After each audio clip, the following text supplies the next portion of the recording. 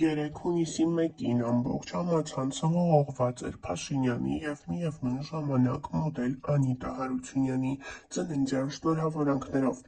Մշտապես թանկարժեք վայրեր, շքեղ ծննդյան տարեդարձներ նշող մոդելը այս անգամ լուռ էր համացանցում և նեղ շրջապատում։ Նրան մոտ կանգնած աղբյուրները մեզ տեղեկացրին, որ մոդելը ծննդյան տարեդարձը նշել է ԿՊԱ-ականների հետ։ Վերջիններս եղել էին և՛ Իջևանում, և՛ Սևանի կառավարական ամառանոցում։ Իսկ թե ինչպես է եղել մոդելի որոշումը վարչապետի հետ անցկացնել ծննդյան տարեդարձը, չկարողացանք ճշտել։ Կապ հաստատեցինք Անիտայի մենեջերի հետ, ով մեզ հետ զրույցում ասաց, որ բոլոր հարցերի պատասխանները կտա Անիտան ու շատ շուտով։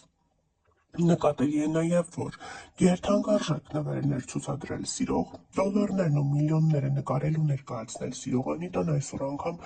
համեստ է գտնվել ու չի ցուցադրել ոչ մի արտասովոր նվեր, չի ցուցադրել անգամ ծաղկեփունջ։